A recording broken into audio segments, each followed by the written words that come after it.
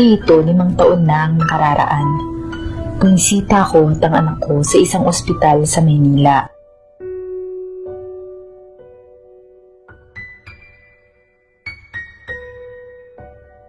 Binisita namin noon ang kapatid ko na nagkasakit ng pneumonia.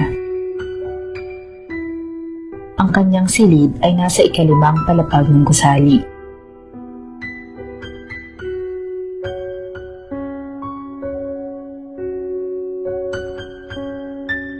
At dahil nasa 5 palapag ang kanyang silid, ay ginamit namin ng elevator.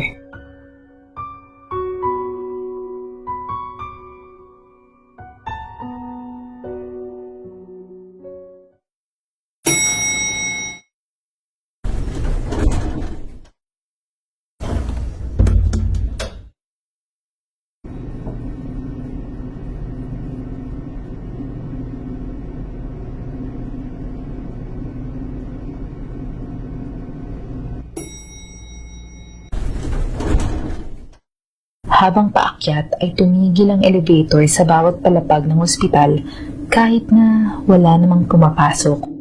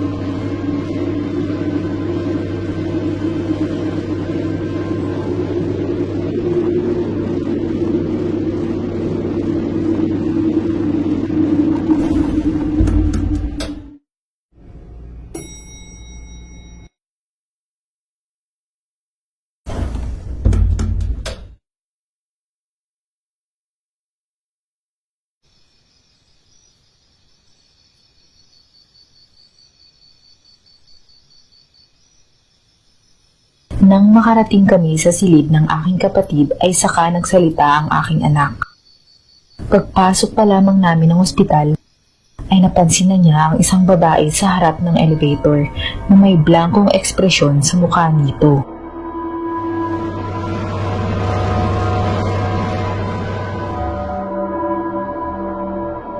Kaya nang makita niya muli ang babae sa 2 palapag ng ospital, ay nakaramdam na siya ng takot.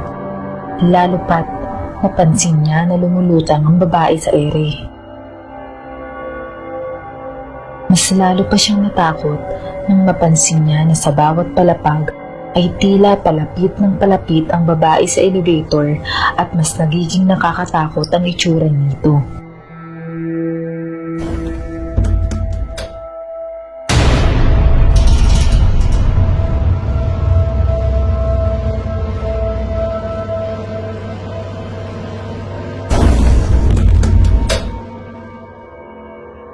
Hindi na kami bumalik sa ospital pagkatapos ng pangyayari na iyon.